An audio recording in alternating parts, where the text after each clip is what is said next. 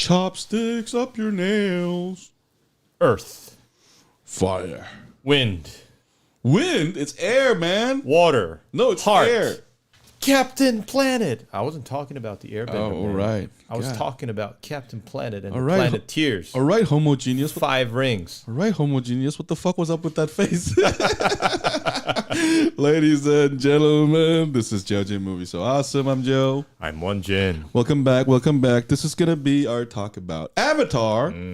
Mostly about season 1 and 2, actually. But we just put in 3 just in case, because I watched the entire show. Yeah, but I've only finished season 2. I haven't started season 3 yet. So this week, like today, we're going to talk mostly about season 2 and parts of season 1.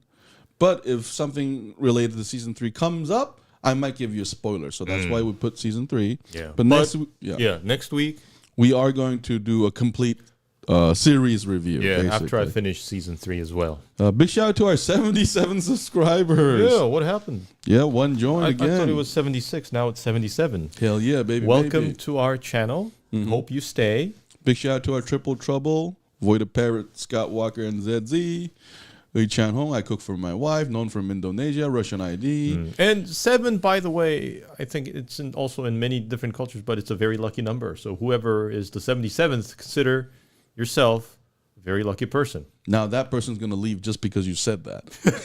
I'm just kidding, but because by that logic, the 13th person might be cursed. Then Who was the 13th person? shut up. Anyway, this is gonna Or the be 44th person yeah. in Asia. But we're doing this for Void of Parrot, who's a big fan of Avatar. Yeah. But anyway, full spoilers for animation. Here Oh, we go. Void, yes. I still haven't seen season 3. I finished season 2. I haven't seen season 3. Yeah. So Joe still might, kind of spoil some parts. But next week, after I watch season 3, we will also do another like an overall review. So this is mostly going to be about season 2. Here we go. Man, season 2, my favorite part was Toph. What a great character. I love that character. Like, I love... It's so unexpected. You're like visually impaired. You're tiny, yet you are the most powerful Earthbender. Not just that, but her personality. Okay. If this was PG-13, she would have said a lot more nastier things to the comrades, I feel. Yeah. I love how she's so skilled with the sarcasm all the time. And she's feisty, tough. And actually, like, her being visually impaired but having earth power to basically see was actually very disabled friendly. Boy, I'm going to unsub and sub again to be the mythical 77th subscriber. Look what you've done, Won-Jin. I told you not to do that, Won-Jin. But anyway, another... Literally Toph. Yeah, that's true. Yeah. I guess that's why she's named Toph. Yeah, great name, great character. I also like her background too. She comes from a rich family. And secretly she was fighting in this underground fight club. Yeah, I like that whole fight club. Like, that's the best part. And then my second best is, of course, Won-Jin, Zuko's little sister. Azula. Yeah, we finally have, like, because one of the problems I think with the first season was we didn't have like a charismatic villain. Yeah. I mean, Zuko, I guess, is a villain, but he wasn't that charismatic. We know that he's not the final. Yeah. Like the one who's on top. Yeah. So we villain. finally get an anime version of basically Vegeta or Freezer, a true sociopath. Yeah. Her name is... Vegeta's more like Zuko, I think. Really? Yeah, because he has his redeeming qualities. No, but you also have to remember that he's responsible for atrocities. Yeah. Yeah. That's why I think it's Vegeta. No, it's not. That's why it's Zuko. Zuko's uncle is Vegeta. No. Yes. No. The uncle, I think he's too docile to be Vegeta. Because Vegeta, his characteristic, he has a lot of pride.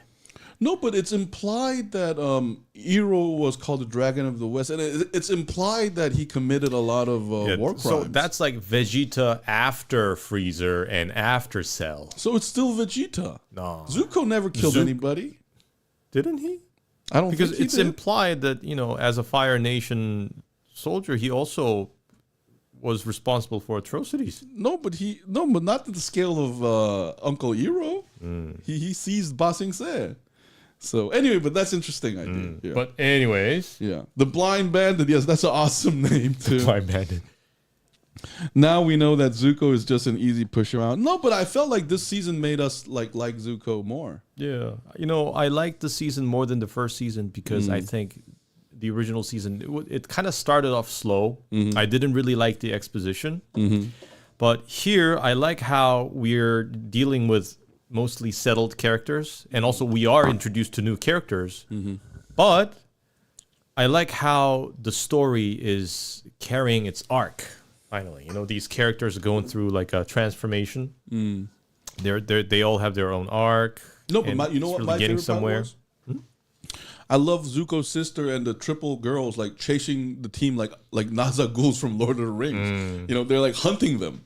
So I think that added to, how last week we talked about like narrative focus. That added to the pressure because like my favorite episode was when every time Appa's resting there. Yeah, they just keep showing up. Yeah. And the character design was really good too. Honestly, Azula is my second favorite character from this season. Like I like how murderous she is. I like how she's like Darth Vader, but prettier and hotter and more charming. Oh, he's so easy to manipulate and convinced. No, but I felt Tai and Mai. So Tai is the circus girl, right? Oh, and is this season the one with the Appa story? Yeah, it was so sad, man. Man, that was one of my favorite episodes. Oh, yeah? Yeah, the story of Appa. It kind of reminded me of Dumbo. Oh, that's a good comparison. Yeah, Dumbo, Appa. I was hoping he would kill that circus dude, but he was too nice. It was really cute when he bit on the rusted rails. Yeah, he was back in the Eastern Air Temple or whatever, and he was reminiscing. Man, that was so sad. And I love how the animators did a great job of expressing his emotions since he doesn't speak at all. Yeah. Another favorite was mine was the machinery.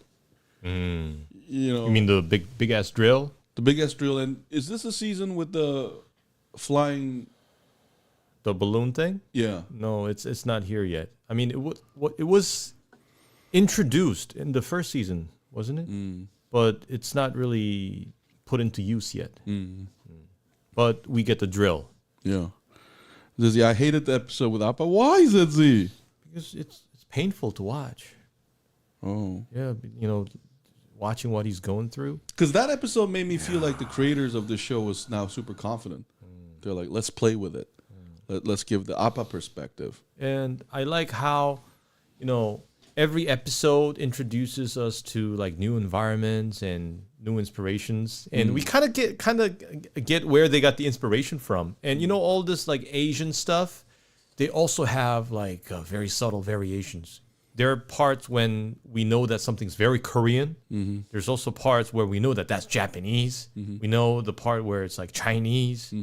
Who was it? When Zuko and that's Iroh the Korean part I was telling you about the last song. time. Yeah. Well, I think her name was Song, Yeah. and they steal that horse or chicken horse or whatever thing. That house and the dress, that was all Korean. Yo, the only thing missing was a rice cake dish there. But that dress all looked Korean. Yeah, and I also like how those who kidnapped Appa are like basically like the sand people from Star Wars or Dune. Oh, now that you mentioned my third favorite character was that owl spirit. Oh yeah, I like the owl. Yeah, because you know what I loved about him? How unforgiving he is. And how big he is. Yeah. It's super scary because you know that owls are like apex predators. And if they're in that size, imagine kind of damage it can do. Yeah, I like the fact that he didn't trust the group. Like it turned really dark. Yeah. Very quickly. I was wondering what the professor was gonna do because I think he'll be killed in like 2 minutes. He's not gonna have time to see all those books. My favorite is Zuko's grandpa. I think, Zezzy, you mean Zuko's uncle. He's so level-headed and rational. Oh, Wan-Shi-Tong. Yeah, that was his name. And I think that's all based on Chinese characters, literally. Yep. Man-Shi-Tong. Yep. 통달한다는 통이잖아요. Yeah. Wan is man in Korean. Man. Oh. Yeah, like you know is mu. you know 10,000 things. Yeah, yeah. Oh, but is this the one where we get flashback of Roku? Avatar Roku? No. Oh, that's early season 3. I think that's then. season 3. Okay. I'll have to wait. Yeah. Yeah, the owl kind of scared me too, Zetzi. It was really well done because I feel like that owl reminded me a lot of Princess Mononoke. Oh, You yeah, with those big animals. Yeah, because he represents, you expect spirits to be sympathetic. You don't. Like they represent the aspect itself. So they don't care about human beings. Like they're ruthless in a way. And I thought that represented that. And that was really well done. But we cannot talk about the Siege of Ba Sing Se. What do you think about the Siege of Ba Sing Se? What siege? I barely saw a siege. There was a big ass drill trying to penetrate, failed, and then we got spies from the inside. So what siege? What siege? There was no siege. What do you think about the drill? The drill, I thought it was interesting, and it kind of reminded me a lot of this like steampunk stuff. No, but like, I can I be honest? I thought it was fucking dumb. Because, like, if you can make that drill, why not make 80 of them? So, Maybe it's like a Death Star. You just don't have the resources to make so many. No, but what can I tell you something funny? The moment you watch season 3, you're gonna understand what I'm saying now. Like, the Siege of Ba Sing Se didn't make sense. Okay. So, like, without giving you any spoilers, let me say this. If you have that weapon, why the fuck was Ba Sing Se a problem in the first place? I mean, maybe they can explain it that it took long to develop, whatever. But like, because some of the weapons that the Fire Nation show in season 3 could have made Ba Sing Se like an afternoon siege, like done in one afternoon. Hold on. And another thing I liked about season 2 was Ba Sing Se, the city itself. From up until that point, we had been led to believe that it was like the final bastion against, the evil Fire Nation. But when we get there, they're completely detached from the outer world. And the way that the entire society works is kind of like North Korea. Actually, Won-Jin, a lot of Chinese people think of them as the Qing dynasty. The way they're dressed and the last emperor, the glasses thing, and Yuan Sky, it all reminds me of the Qing Dynasty. Yeah, because the court dresses and the design is really reminiscent of Qing architecture. But the way the speech and knowledge is controlled reminds me very much of our northern neighbor. Maybe some other neighbors. Especially Judy. With that fake smile. Yeah, like what was that secret police name again? Dai Li. Yeah. Dai Li. My favorite is when Azula takes over them naturally. She's such a natural SS officer. Like her sociopathy speaks to their sociopathy. This is my natural habitat. You were never a player. Get the fuck out. Nah, Joe, a lot of things don't make sense with Ba Sing Se. Like, Team Aang gets manipulated and beaten. They barely escape. But then they decide to go find the king and they unleash this huge force. They move stairs. They change walls. They bash everything down. But till that point, they needed constant help and they couldn't protect themselves. Yeah, there are these moments where it seems these characters seem to have forgotten that they had powers. So it's kind of... I kind of tried to be forgiving. Because they're kids. It's children's cartoon. And they're kids. Remember, the main characters are also kids. Another arc I did like was the romance between Aang and Katara? Yeah, that was nice too. And I like how Zuko, not Zuko, but what's his... Jet? Sokka. Okay. I like how Sokka is so competent. Like, finally, he's kind of like Piccolo in Dragon Ball. He may no longer be the strongest warrior, but I don't know. I don't think he was ever the strongest because Piccolo used to be like the main villain of the original Dragon Ball series, but I don't think Sokka ever reached that position. If in Dragon Ball terms, he's more like Chonjinban. Oh my god. Or Yamcha. No, this guy is revenging me for my Vegeta disagreement. No, but that may be true. Yeah. You know what? You're actually right on this one. Or Krillin. Yeah, Krillin is a better example, I think. No, I think he's stronger. Actually, Sokka is very mature out of the group. You know, because considering that they're all kids, and we also see Aang a little emotionally unstable this season. Yeah, you know, some of the themes that this season touched on was quite heavy. I don't think it was only for like children. There were some very adult themes, you know, like dealing with pain and loss. And I love that guru, the chakra unlocking thing, because a lot of the thing that the guru says applies to everybody, not just kids. Because I was actually thinking kids wouldn't understand what the guru was talking about because they don't have enough life experience to do things that they regret and be ashamed of or something. No, but I wish you saw season 3 now because one of the great things about Avatar is it's definitely a children's series because it's about your humanity, and so characters who like keep their humanity, like Aang, for example, ultimately wins in this series. You know, because that's all I'll say because the rest will be spoilers. Boys, when we talk about Mummy Dearest, this is for Trish, not for me. Okay, so Trish is the fan of Mummy Dearest. All right, we'll talk about it. Don't worry. So, did you have like a favorite episode besides the Appa one? Appa one, and I also like the one where Toph gets recruited. The Blind Bandit. Yeah, the Blind Bandit. What else was there? There were many episodes that I really liked. I also liked the journey story of Iroh, Uncle Iroh, and Zuko. I liked every moment they were shown on the screen. And oh man. And towards the end of the season, you know, remember that episode where there were different stories of different characters, even like Momo's? The Uncle Iroh one was so sad. He was celebrating his son's birthday. Yo, that almost made me cry, man. That was so sad. You can say you cried. Why are you lying? No, because I didn't cry. But I almost cried. Okay. Oh, Void. Also, you guys never know the lightning bending? Oh, lightning. yeah. Well, you know, I have a problem with that, Void, though. First of all, I thought lightning bending was cool. But then I wanted to see, like, Aang. Because, you know, he can air bend and water bend, right? Why isn't he, like, bringing down those clouds down? And so I wanted to see, like, remixes of all the benders. But the problem is the firebender got the coolest stuff ever. The lightning bending. Yeah. So that was, but that was cool. And so, like, you know what, I gotta say, like, water bending is the strongest. You can heal, freeze, kill. Oh, is this the season where Katura shows a very dark side of water bending? No. Okay, that's season 3 then, because that's the one Void mentioned last week.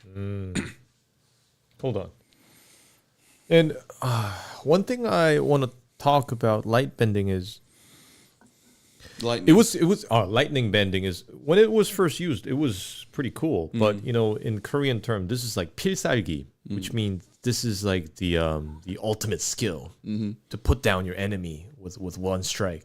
But it's being overused by Azula. Now I don't think she ever uses regular fire now. They're all lightning, so I think it kind of loses its significance. And But don't you think it's like symbolic of Azula's deadliness? I think it kind of shows how pure she is in her will to destroy or something. Secret tunnel. Hold on. I like the story where Zuko and his uncle end up working in a tea house. Yeah, that was adorable. Yeah, and how the tea house instantly becomes popular because his uncle makes such good tea. I believe that. So it's sort of, you could argue that this is like Zuko's redemption arc. But he betrays the audience's expectation in the end because he does join his sister to get his honor back. So yeah, I like how he didn't redeem himself here. I'm pretty sure it's going to happen in season 3. It makes him a complex character, you know. The thing that I like was when the blind Earthbender realized that metal is earth and managed to escape. Oh yeah. Now that ZZ mentions metal bending, I gotta apologize to the Magneto, Void. baby. Yeah, I gotta apologize to the Void. You're right. Every other bender has a special skill. Maybe except Airbender. Airbending sucks. The only thing useful for that is flying, and like Azula can lightning you down. So what the fuck is the point? The moment Azula sees Aang KO, It's like, pew. yeah. Also, Sparky comes in season 3. What's Sparky? I don't know. I haven't seen it, so I'll figure it out eventually. So, Won-Jin, you also didn't talk about the latter half of season 1. So, what did you think about that kaiju moment? Oh yeah, I like that too. I especially like that, the mythical element of the spirit of the moon and the spirit of the sea and stuff. Yeah, I really like that. And it reminded me a lot of, again, Princess Mononoke. Because they're, the people who basically symbolize industrialization. They kill the spirit. And it goes out of control. You know what I respect about General Zhang, though? Zhao? Yeah, he didn't take no help. He said, I'm going to die. And then he just goes out like that. That was pretty badass. That was pretty badass. Not that I felt sorry for him at all, but that was actually a well-written villain arc. That kind of I don't like. It's opposite of Loki. You're gonna drop me, but yeah, I'm gonna come back. Azula flames are blue and hotter than the average firebender. Yeah, she seems like she has issues too. No, Joe, Airbender can kill with farts. But a little bit spoilerly. Won-Jin, there are like side characters that I like that I wish I saw more though. Like who, for example? 2. One is that, remember in season 1 they showed you a spirit that keep changing faces? Oh, the scary one. Yeah, I like that one. It reminded me a lot of Witcher. Can I say? This is kind of spoilers, Won-Jin. They barely go to the spirit world afterward. Yeah. Up to season 3, I'm like, what the fuck happened to the spirit I thought world? that was a really, really interesting character. Yeah. And I also kind of like that episode because, too. we don't really get much description about like Aang's like capabilities besides airbending, but he was so good at keeping like a dead flat expression. Yeah. No matter what happened. Yeah. That was kind of comical there. Another. So there's a side character that I really liked, a lady with the whip, Lady with the whip? Yeah. Who's the lady with the whip? Who rides this like anteater? That's Azula. That's not Azula. That is Azula. No, I'm not talking about Azula. I know who Azula is. Remember in season 1 there was this hunter lady who can poison. Don't you remember? Azula. No, Azula. You're talking about Princess of the Fire Nation, yes? Yeah. I'm not talking about Azula. I'm talking about the hunter lady with a whip, who has a really, but she's not Fire Nation. Wasn't that Azula? No. Okay. Anyway, let's talk about this after we're done with season 3. That's not Azula. Who? Hold on. Who is this? And what did she do? She was sort of a villain in one of the episodes. And what was she trying to do? No, she was tracking. She was like working as a mercenary for Zuko to hunt down Aang. And that anteater kind of thing smells and sees. Yeah. That was Azula. That's not Azula.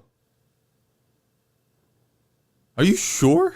No, look? Put the camera on me. Wasn't that her spirit animal? Look, are you sure? Yeah, that's Azula. No, it's not. Yo, let's bet. Yo, bet Really? Manon. 10,000. No, let's make it a burger. Burger for next week. No, but Void's gonna tell us the answer. Yo, That was Azula. no, that's ZZ. No, Void. See, no, the girl Uncle Iroh was hitting on. That was not Azula. No, it's not. You fools. This is either foolish or you're confused. Yo, Void, help me here. They expect on the unique abilities of Airbender in the sequel called Legend of Korra. Oh, Legend of Korra is the one I saw on YouTube that I told Void. Thank you, Void. No, it was not Azula. Who was that? No, she has a separate name. She was not Azula. Uncle Iroh was hitting on her. So that means the uncle was hitting on her niece. Oh, her name is Shirshu. Yes, Okay, thank you. Shirshu. Okay, Shirshu. Won-Jin. Oh, no. June. Okay. She's called June. Yeah. So thank you for the burger. No, but you know what's a treasure for me? How confident you are. That's a treasure for me. Okay. I was trying to. So where did she go? No, after that? so I was about to say she does reappear in season 3. Okay. Oh, okay. But my problem is not like details. I'm talking about I wish that character and the face changing spirit and a lot of them kept appearing more. You know. Zezzy, you're not helping. Won-Jin already. Oh, this creature is known as Shirshu. Yeah, she had a tattoo. Remember, Jin? Thank you, Void. She was a bounty hunter. Okay. Yeah, the bounty hunter lady. So, All but the point was not her. The point I was trying to make was there were also like, because Won-Jin, I think she was well designed. I thought the face changing spirit was well designed. I also liked how the owl spirit was well designed. So there were just these side characters that I wish I got to see more. Or in fact, I would have liked like Aang to travel more to the spirit world. Because having watched season 3, I can tell you that the travel to spirit world is very limited. But at the same time, I also understand because I feel like the creators were focused on making this narratively make sense. But that's a little one gripe I have. So did you like the fact that Sokka's girlfriend died and became the moon spirit? I thought that was really sad. Yeah, I thought that was also tragic. And then I was kind of like puzzled at myself when, you know, him and what's her name, Suki got together again. I'm like, huh. Sokka the pimp. Sokka the player. Because I thought her becoming, because first of all, her name is Yue, right? So that means, in Korea, that's war. So that means moon. And it gave that fable element, which is a callback. Yeah, so I was thinking that he'd still be mourning. But no, remember, these are kids. Yeah. I like the season better than the first season. And I'm looking forward to season 3. So far, it's been very good. And I like how we're getting more complex characters. I mean, we're getting characters more complicated. And complex. No, so you saw the fight between Ozai and Zuko, right? The one that causes. Oh, you mean the flashback? Yeah. So it happens in season 2, right? I think so. Yeah, because you told me the live action shows that fight. But I'm not sure if it was like the flashback fight or after fight. ZZ, stop it. We already checked. Yeah. So Zuko. Anyway, so what would be your favorite episode of season 2? Blind Bandit. Oh, and anything else? No, not episodes. Anytime she was on, I loved it. Like I love the fact that everybody underestimate her, but she's like, "Fuck you," and then and you know, if this was rated R, she would be playing Wolverine. She'll be Wolverine. So to me, she's basically like a PG version of Wolverine. And when she metal bend, look. Oh, another thing is she does some cool ass moves. In season 2, does the armor thing? The something Iron like Man that. kind of thing. Yeah. So like, I just love everything about her. And Aang also does it with the jade crystals. Right. But I like her because, like you said earlier, her name is Toph, but she's a baby girl who's blind. But she's arguably the toughest character. And so that's what I like about the writing is so good on her. Yeah. And the design is so good too. Like I love. And I swear, I think the Earthbenders are the most creative ones of all the benders. You know, all the skills, they always manage to come up with something fresh. Right. But airbending, it's just, you know, like swatting bugs and stuff. And the dialogue with the earth glow. Yeah, there were some creative moments like that. Oh, the final fight in season 2 was heartbreaking though. Also, we can't forget to mention that when Aang gets hit by lightning. Yeah. And we get hinted that if he gets killed in avatar form, then the avatar no longer reincarnates. Yeah. And I love and a big shout out to Katara was her name, like the main character. like they're so powered up. They're so strong now. Yeah. Yeah. And another thing I like is I like that May loves Zuko. Because was it in season 3? I love it when you fucking hate the world. They have some funny dialogues together. I like that they're like this unlikely couple. Kind of reminds me of like Teenage Rebellion stage. Yeah, and also it applies to Sokka as well. It's like, hey, he's kind of cute. Yeah. No, but Sokka's a pimp. Sokka the player's son. Oh, so Fire Lord and Zuko flashback happens. Oh, it happened in season 1. My memory's Episode wrong. 12. Toph is uniquely talented, and her attitude is nice, small but fierce. Yeah, Zizi, I like Aang learning earthbending, which had a diametrically opposed posture and philosophy to airbending, was interesting. Yeah, I also like her style of teaching. It's like no positive reinforcement. It's like, fuck you, you suck.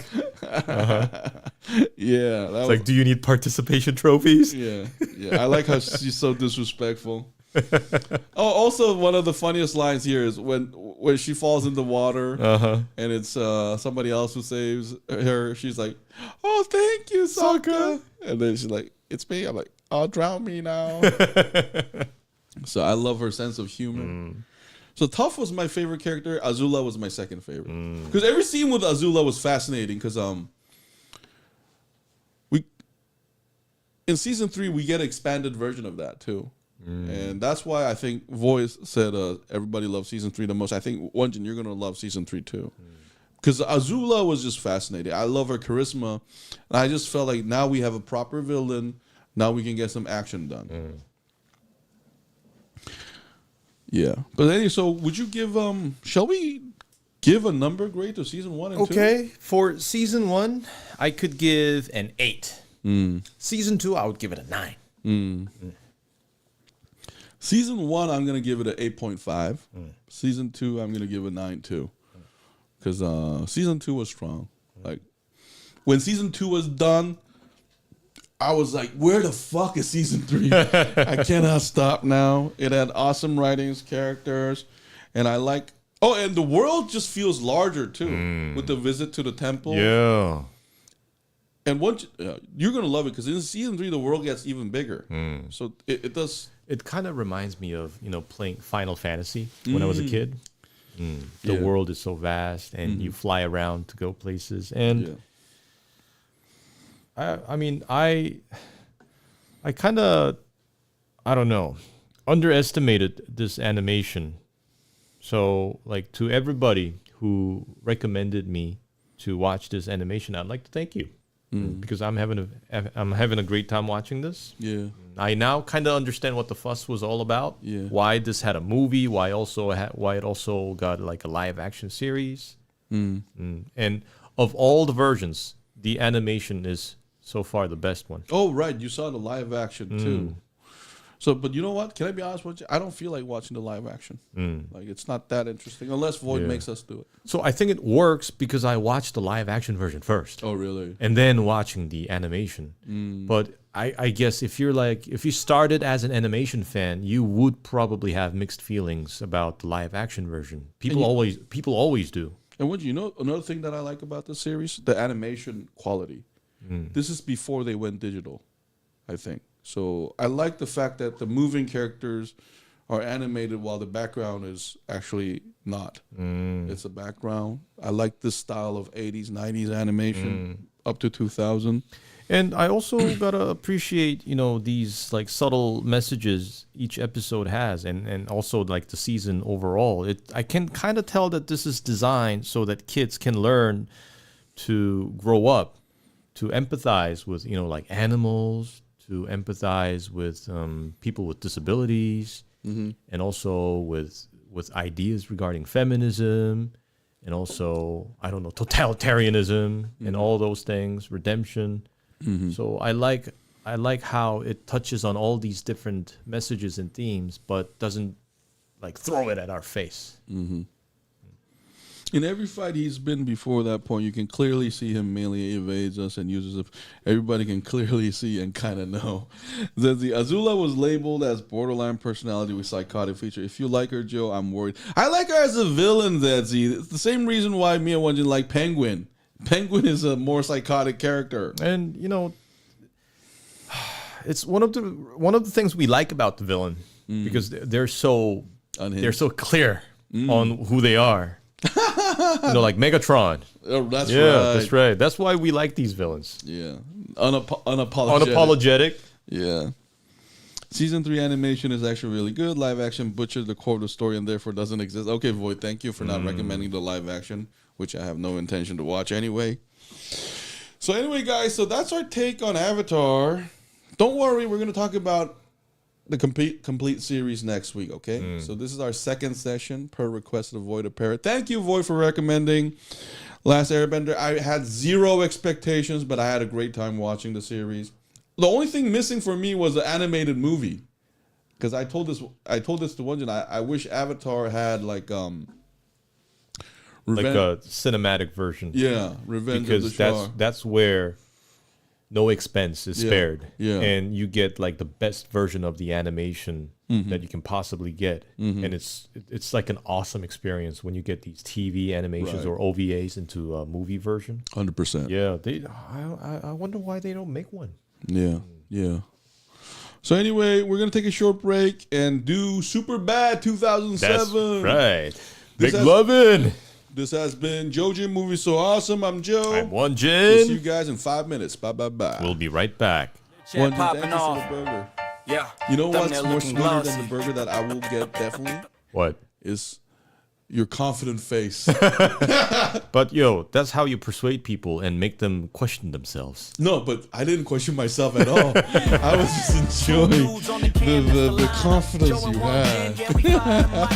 Saturday evening, same time, same site. Breaking down shows, breaking down your favorite fights. Plot holes, cameos, twist that we clock. Subtitles scroll while we talk that talk. From space sagas to small town drama, we got jokes, hot takes, zero karma, armor. JoeJin movie so awesome. Hit play, lean back, no problem. From ones to tens, we score 'em. If it's trash or a gem, we want 'em. JoeJin movie so awesome. Jack going wild, we're talking. Every Saturday we on it. JoeJin movie so awesome. 1 to 10 scale, that's the verdict. Give it a 6. Yeah, the chat say we heard it. 10s get cheers, 1s get roasted. Screenshots fly, whole feed reposted. We pause for the plot, laugh at the logic. That one weird scene, yeah, we still on it. Korean band, English slang in the mix. We switch, we flip, code switching real quick. JoeJin movie so awesome. Hit play, lean back, no problem. From 1s to 10s, we score 'em. If it's trash or a gem, we want 'em. JoeJin movie so awesome. Chat going wild when we're talking. Every Saturday we on it. JoeJin movie so awesome. Then we slide to the let's talk section. Anything, everything, random connection. Like food, games, dreams.